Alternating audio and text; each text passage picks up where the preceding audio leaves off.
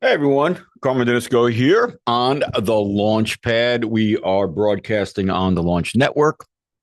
We're in our currently the eighth season of the LaunchPad, and we've been chugging along. It is currently May, mid-May here in 2026. So the year is almost half over, and we're doing good. We got a lot of good shows happening, a lot of good guests we had on, and I want to jump on a mic real quick and go over something that kind of sparked my interest today. I listened to a couple podcasts myself, and there's a few podcasts out there um, that I love and follow, and I haven't been doing too many shows on my own, and I enjoy listening sometimes to self podcasts, I guess, without guests. The podcaster, if they're knowledgeable and have good topics, it's sometimes nice to hear from the actual show host.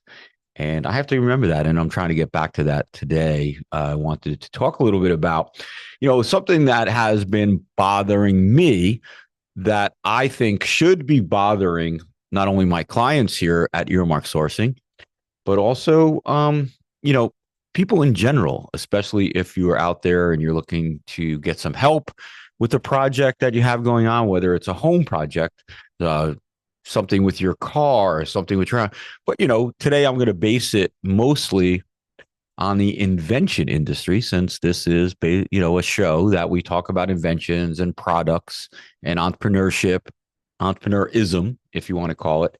And it's something that we try not to do. And I'm hoping that I don't do this. And I've been really searching not only how I speak and my communication skills, and I always consistently work on them. I always let people know I am not the greatest communicator out there. So if I'm talking about something and they just don't get it, to let me know.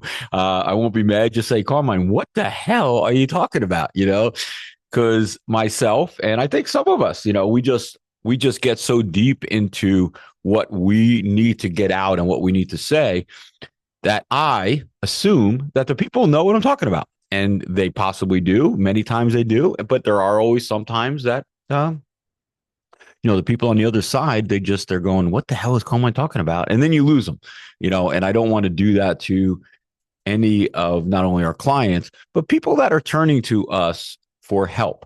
And that's what I want to really talk about today is, you should be able to, you as a human, you as a person, you as a business owner or whomever, looking for some help from someone, you should not be and fall victim. And I'm saying victim in a soft way. I don't think that many of the people that we'll talk about today even know that they're doing the things that they're doing. So, kind of jump right in. And what I was thinking about was this: I was trying to figure out a way to allow people to ask for help without the person they're asking for make them feel if they didn't use their services, they wouldn't be successful. So what that gets to me, and let me talk about that in a little way. So, and maybe I'll give an example. So you're an inventor and you have an idea for a product. Maybe you have sketched it out. Maybe you've built a prototype in your garage, or maybe you just have an idea and you choose to go to a service provider. Now, this could be an intellectual property attorney. It could be an engineer. It could be a prototyper. It could be a licensing agent, a manufacturer, someone to start doing renderings of your idea, a business person, maybe a business consultant, anyone that is going to supply you with some type of service.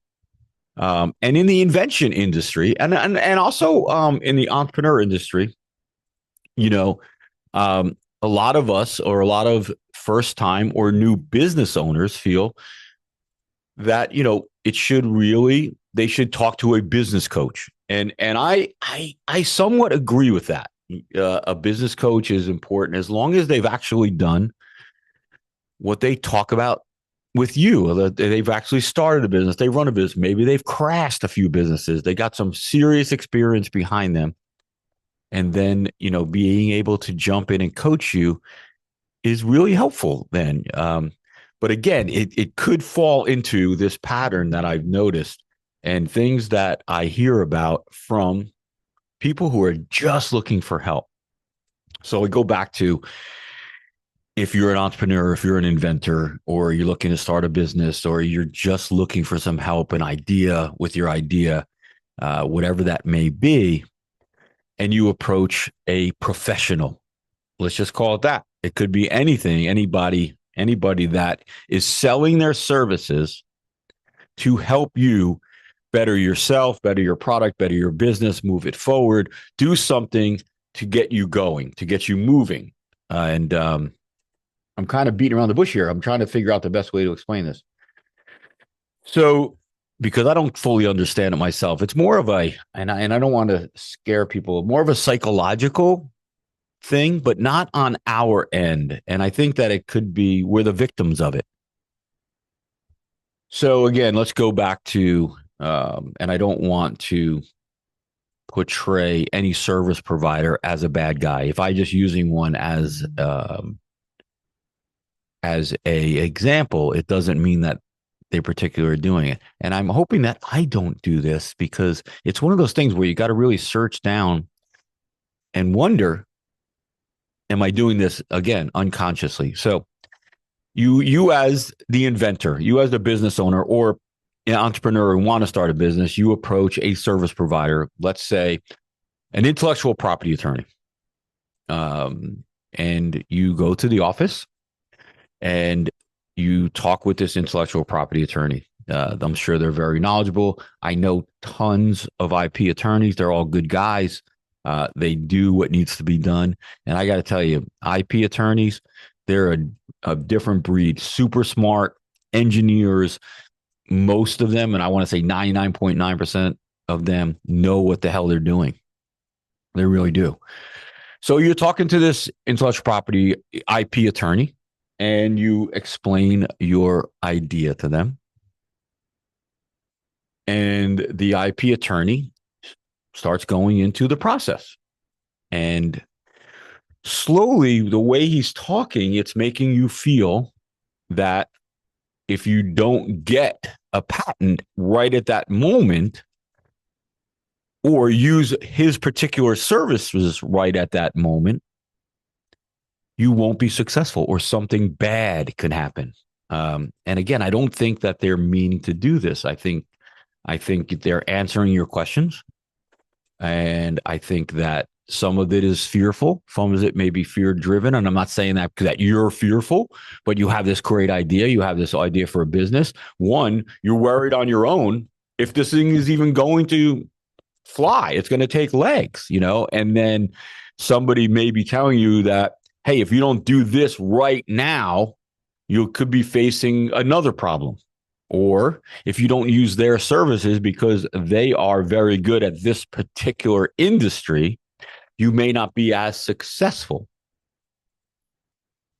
What that really does in your mind is it destabilizes your thought process. And what I mean by that is that you have gone into this office with a great idea. You want to move forward. You want to do these things. But it causes in the back of your mind, or in your mind, doubt, not meaning to, from that service provider. And what happens is that doubt that you may be experiencing unconsciously can be fulfilled by, guess who? The service provider that's closest, the one that's nearby. So not only is the service provider talking to you, he's giving you information on what could happen, what should happen, what won't happen, what will happen, but also saying, don't worry, if those things happen, I'm here for you. I can fix those. I can ratify those. I can make sure that those things don't happen. I think that it's done unconsciously on both parties. And the reason I'm saying this is it may just be, you might be have already turned this podcast off going, what the hell is Carmine talking about?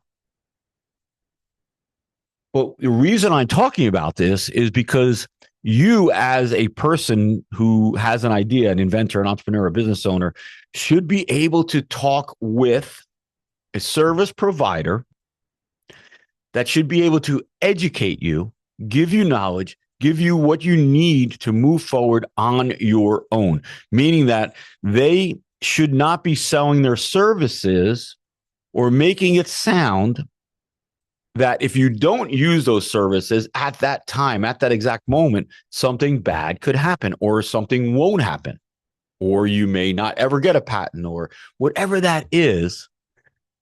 I am a true believer in giving out the right information to the entrepreneur, the inventor, as much information as I can give to you, make you feel better, make you feel like I can do this.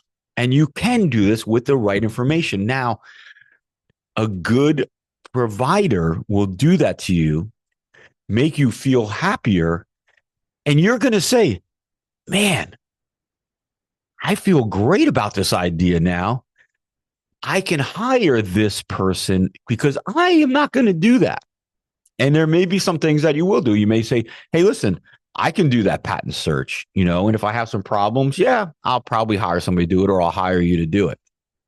But I don't want you to feel, as the inventor, as the entrepreneur, as the business owner, that I am the only one that can provide you with that service. And anyone else, if you go to talk to them, or if you wait, something bad could happen.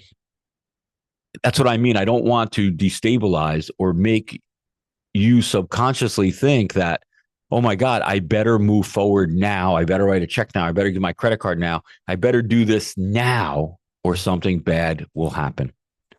And I don't even know if I'm explaining this right.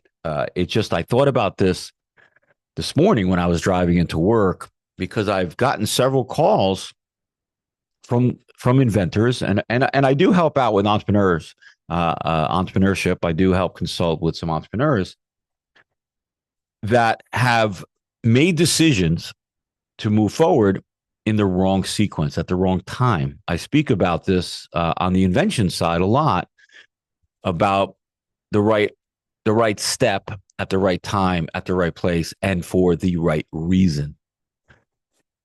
And I've had several people approach me that made missteps, but they didn't make the missteps.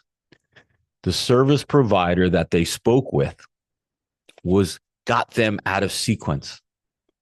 And that's something that we all, as service providers, should try to really work with multiple people on a team to suggest, to implement, to make sure that when I'm saying, okay, now it's time for me to do my thing, it's at the right place, at the right time, and for the right reasons. I can give you information all day, but I don't want you to think that if you don't do what I do, or what I say is going to happen, is fearful, and that you can lose your business, or somebody could steal your idea, or somebody might beat you to market. Because by doing that, if I did those things, it's not fair to you. One, it makes your thought process unstable subconsciously, that if I don't do this now, I'm going to have an issue. Something bad's going to happen. And I just don't think that's fair to do to entrepreneurs, to inventors, to business owners. So I'm hoping that I'm giving the right examples. It's a little tough for me. It's a little deep, I guess. It's a little tough for me to explain in that sense.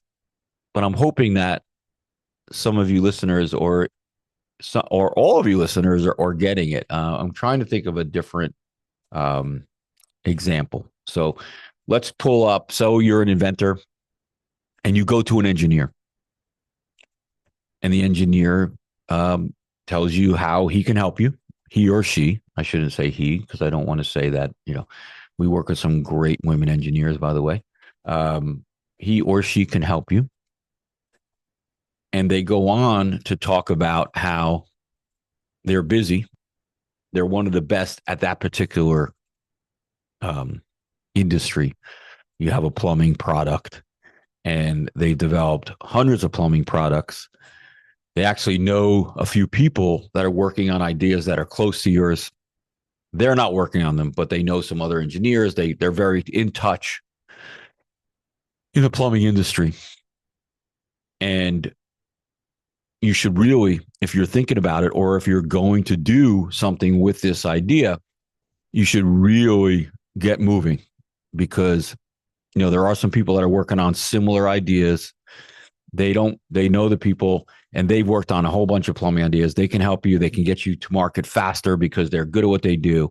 They know what they're doing.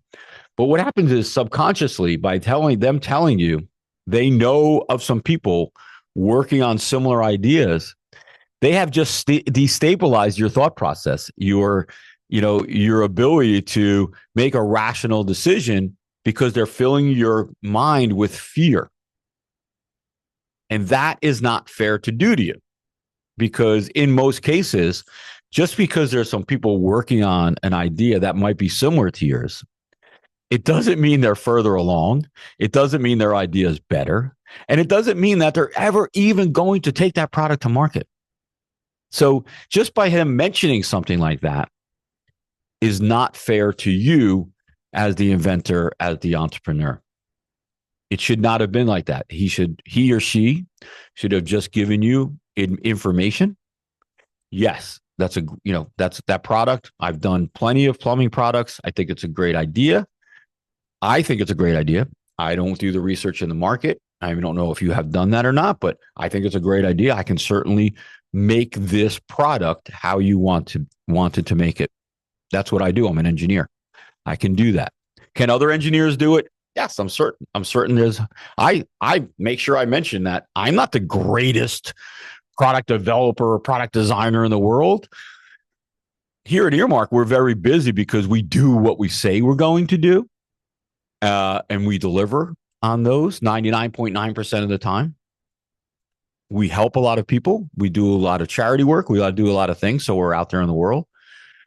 But we don't use fear. We don't say, hey, listen, I got an opening for a project. If you don't send me a check, within a day, or pay this invoice within a day, we're not going to be able to get to your project for another 4 months. I don't do that, because it's just not fair to someone who we can actually help, that has a good idea, a good product, and is excited to move forward. So that's kind of one of the things I wanted to talk about. When you're dealing with a service provider, whether it's myself here at Earmark, whether it's, an engineer, whether it's so one more example, and then I'll kind of put this to bed, because again, I think I'm even getting sidetracked on how to explain this. So you have a product, you have a product, you have manufactured it, you're selling it, say on Amazon, and you want to move upstream to maybe a retailer. You want to get this product into retail. Now, you don't really have any idea what the market is. How do you even approach it? Like, how do I get this product into retail? So you start looking around. You start talking to some people, maybe on LinkedIn, on Facebook, some different people. You reach out to United Vendors Association. You're just talking to some people that are already maybe in retail. Say, how did you get in this? How did you do this? How did you do that? How can I do it? And, you're going to get 100 people that can tell you how they can help you, how they've done it. They're the greatest at it. But I want you to make sure that when you do maybe bring somebody on, say a retail agent or a licensing agent or someone that says that they can help you, that they don't go about it trying or attempting to put some type of fear that if you don't use them, then your product will never get into retail. It's just not a good tactic. And when I say that, people are, and I like when people are confident. So if you're talking to a retail agent, somebody that wants to take your product to retailers. And first off, try not to pay a fee for an agent to take a product to retail for you. If they're good at what they do or they have the contacts, they say in most cases, they should work on a commission basis. So they get it into Walmart, they get into Target, they get into Publix, they get it into a Walgreens or wherever store. They get a small percentage of maybe of that purchase order. They help you with the negotiations. They help you with the paperwork. They help you with all of that. So that's the first thing off the bat. Now, if you approach that retail agent and talks about how he has contacts in the exact stores that you want to get into, the top contacts, like he can call the vice president of product intake, get this product on their desk, and get this going very quickly. If you don't use somebody like him, he says, or she says, it could take months. It could take 6 months. It could take a year. You're going to go through channels. The buyer's probably going to change after every 6 months, and you're going to have to refill out all the vendor documentation. And, it could just be a long road if you don't use somebody as experienced, as connected as he or she. Right there, they are just trying to just disable your thought process, all right, and make it feel like if you do not use them, you won't be successful. And that's what I'm trying to talk about, how it's not fair to do. And that might be one of the best examples. I'm hoping that you get that, because there are a lot of retail partners out there. There are a lot of retail agents out there. But one of the best ways to get into retail is to go directly to the retailer and ask, who is the buyer for shoes? Who's the buyer for pickleball? Who is the buyer for this product? Now, if you don't have that information, or you can't get through to the right person at the retailer, there's a company out there called ECRM, and you can look it up. ECRM, those letters, ECRM.com. They own Arrange Me, that you may have heard of. But look up at ECRM and find out where a show is going to be that will incorporate your product category. Now, at these shows, the buyers for the retailers will be at this show. Okay, so I am telling you this so that if a retail agent or somebody says you won't be successful unless you use somebody like them, and again, I am all for hiring people that deliver. So if there's some people out there listening to me and they're going, freaking Carmine's giving us a bad name, why is he doing that? I am not. I want people to hire service providers that deliver. And that's it. I am not trying to talk about. So if you're a service provider out there and you're getting mad at me talking about this, you may want to rethink how your process is. But if you're a service provider that delivers on what you say, what you do, and what you talk about, you should love this podcast, because you should be giving it out to whomever you want, because you're not trying to disable your possible client's thought process. Okay. You're not trying to distract them. You're not trying to fill them with fear. You're giving them information that can help them. Now, if they choose to utilize your services, it's all the better. There's nothing wrong with that. So if you are looking to get into retail, ECRM.com, check out their website, check out the different categories and see where they're going to be having the next category show for your product. And you can sign up, and the buyers, it has guaranteed meetings with buyers for your product. I mean, that's it. It's very simple. Obviously, it costs money, but it saves you a headache. It saves you money that you're going to spend and possibly get nothing out of it. And it saves you time. If you have a product and it's ready for retail, you don't know, you're pretty sure that the product, you're already selling it, the product you want to get into retail, and you want to talk to the right people. Done. Now, I'm not trying to sell you any kind of service contract, any kind of engagement contract.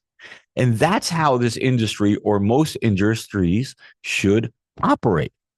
I'm not trying to make you fearful that if you didn't contact me or send me an email, I'll send you the contact information for ECRM, or I have connections with all the buyers.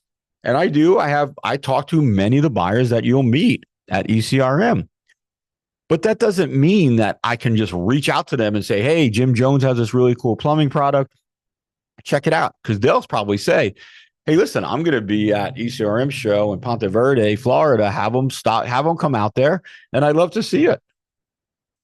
So that's the great part about service providers that are good at what they do. Okay. They have seen the big picture. They want to educate you. They want to give you knowledge, and they want you to succeed. And you guys have heard me say this. You have all heard me say this hundreds of times. I love to make money. I love making money. There's nothing wrong with it. We're all doing this to make money. Now, do we have other reasonings? Yeah. Do we want to have fun? Do we want to help people? Do we want to educate people? Yes. We want to do all of those things. I also want to make money. I wanted, from what I do, my experiences, my knowledge, the things that I do. I like making money. Because it allows me to help other people. It allows me to have fun. It allows me to do things. So when I say these things, when I talk about this stuff, look out when you're talking to a service provider. Try to concentrate on how that information is being presented to you. Is it destabilizing your thought process? Is it making you feel fearful that if you don't move forward with this person, or if you don't move forward right away or at some point with this person, you won't be successful? Because it's not true. It is 1000% not true. You will be successful if you continue to hustle, move forward, educate yourself. You will be successful. Now, the height of success, we don't know. No one ever knows. I've started businesses that I thought were going to be huge hits, and they bombed.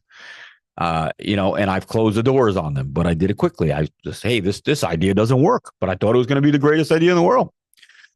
So as long as we know and we pivot quickly enough and it's not detrimental, we're getting knowledge, we're getting education, and we're getting experience, from those mistakes. And I hate the word mistakes, from those missteps that we're doing. So if you have a service provider that says, oh no, if you do that, you're never gonna get into that retailer, it's never gonna happen for you. Or if you don't get this patent tomorrow, somebody's gonna steal your idea. Run from them, because the service providers that we work with, and I have a lot of them, and all you service providers know me, we don't do that. And again, subconsciously, if I feel that I am good enough to help you, some of that language I use may go towards that. I may be pushing you to move forward, maybe faster than you want. And I don't want to do that.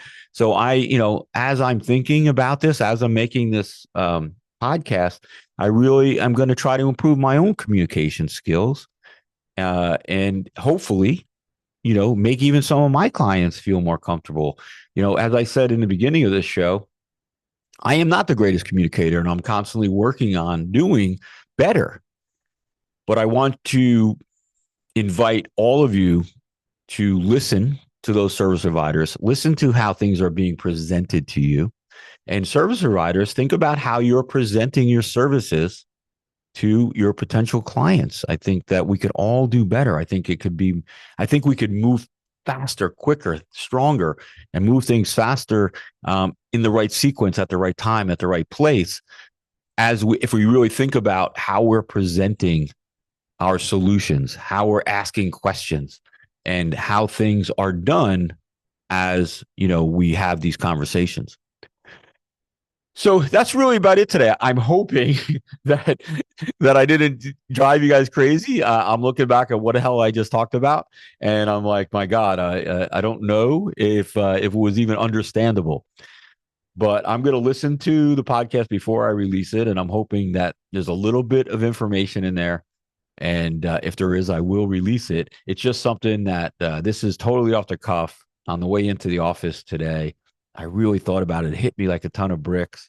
Like, am I destabilizing my clients in order to get them to work with me? I do not think that I am.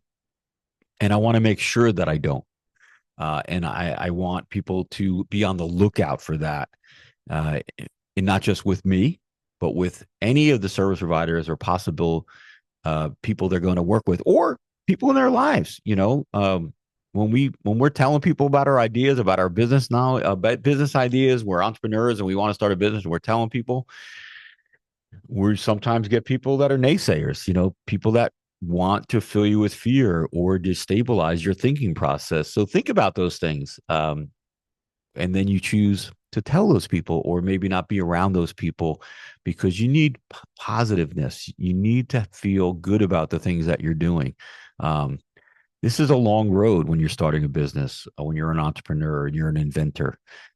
Yes, we sometimes get people to help, but if you're a lone entrepreneur, a lone inventor, a single inventor, whatever that is, it's a long road, and we sometimes have a lot of doubts that fill our minds already.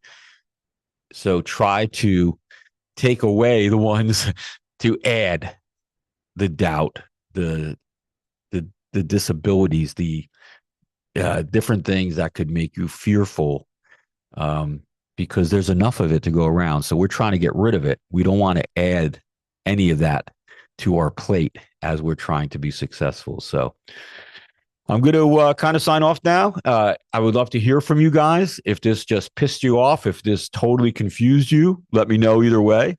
I would love to hear about it. It was just, again, something that off the cuff here. I didn't really think about until I turned the mic on what I was going to talk about.